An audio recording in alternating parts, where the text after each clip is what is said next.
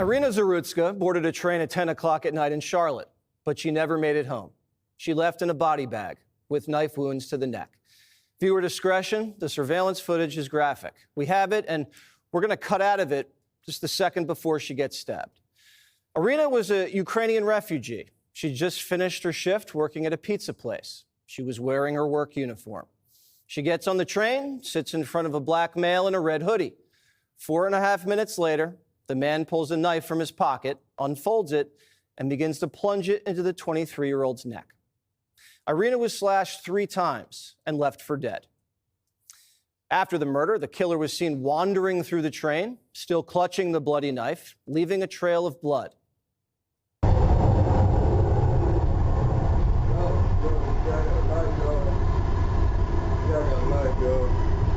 The killer then took off his bloody hoodie and walked off the train like nothing happened.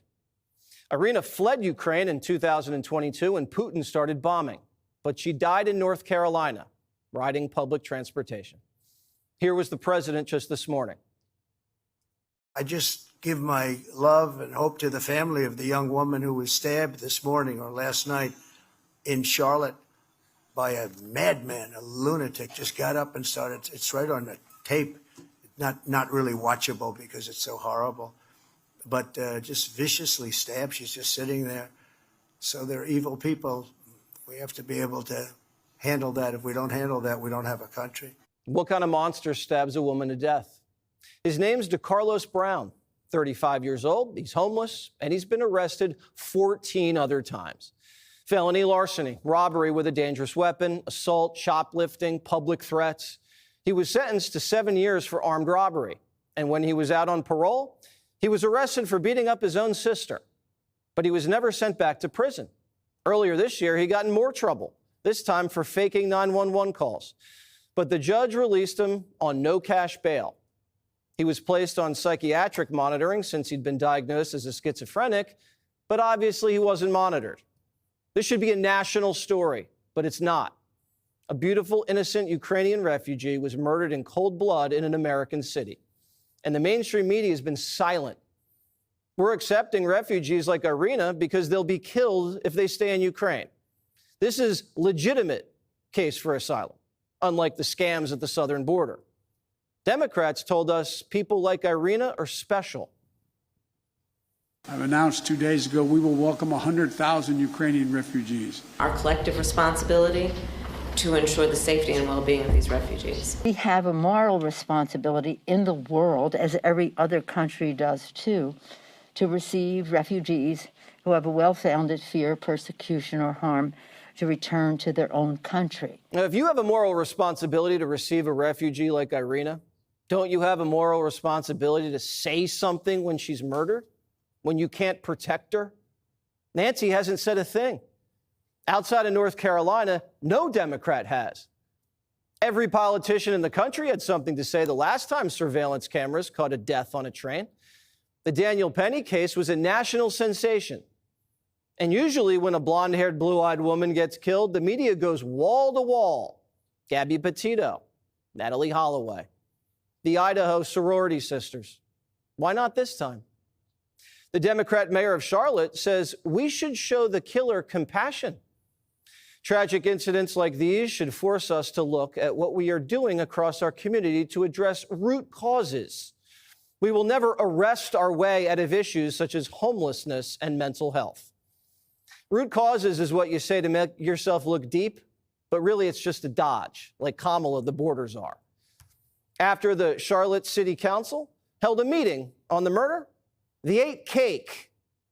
Mayor Lyles stopped the proceedings and threw a birthday party for a member of the city council. The governor, Josh Stein, waited until today to say Irina's name, 2 weeks after she got stabbed to death. But when he was attorney general and George Floyd died, he started a task force. The Task Force for Racial Equity and Criminal Justice will consider and implement measures that can bring about meaningful change to the criminal justice system. You know what that task force did? It reimagined policing and created alternatives to arrests and, of course, eliminated cash bail for a whole host of crimes. They even hired a DEI consultant to make sure black convicts don't serve too much time. Now, a white woman gets slashed to death by a schizophrenic black ex-con, and the media is blaming the cameras. Quote, the video is easily shared or leaked and can instantly pollinate across social media, a visual counterpoint to statistics showing crime decreases. Ah, yeah, the video of a murder is making it harder for them to convince you crime's down. Brian Stelter says it's racist to share the video. It's being used, as you said, Brianna, as a political symbol, with MAGA media calling for more forceful punishments and more incarceration. I have to say, some of the replies to Musk, some of the comments around this story are baldly racist, stoking fear of African Americans because this man attacked a white woman. The open racism on sites like X today, it's eye-popping. So CNN is complaining that people are bringing up race. CNN brings up race in cooking segments.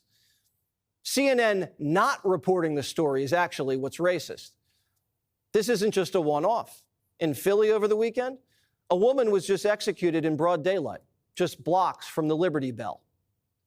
A woman is gunned down and killed in Center City, Philadelphia. Police say it was just before 6 o'clock near 11th and Chestnut Streets. Investigators say the woman was rushed to the hospital where she died a short time later. Police say they do have a suspect in custody but are not yet releasing their identity.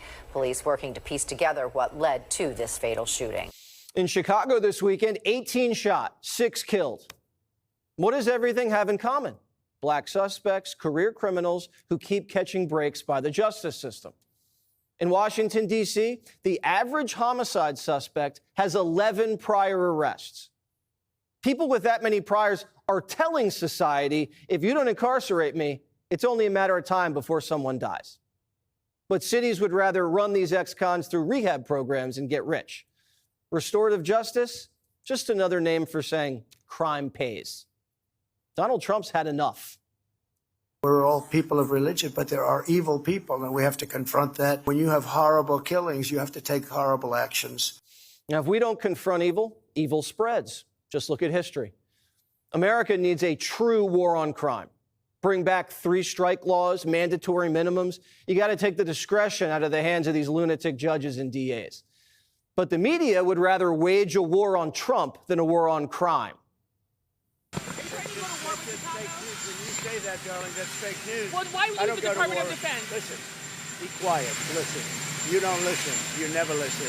That's why you're second rate. We're not going to war. We're going to clean up our cities. We're going to clean them up so they don't kill 5 people every weekend. That's not war. That's common sense. Chicago has the most murders of any American city for 7 straight years. The politicians don't want the guard, but the people do. I'm from Chicago originally, and I do support that. Chicago is a war zone. I really am in favor of what he's doing in D.C. with it. How can you be more BLM than saving their lives? But you know that crime is down already.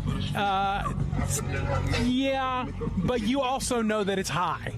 I mean, carjacking, even the mayor said carjacking went down 86%. Come on. New York wants it too.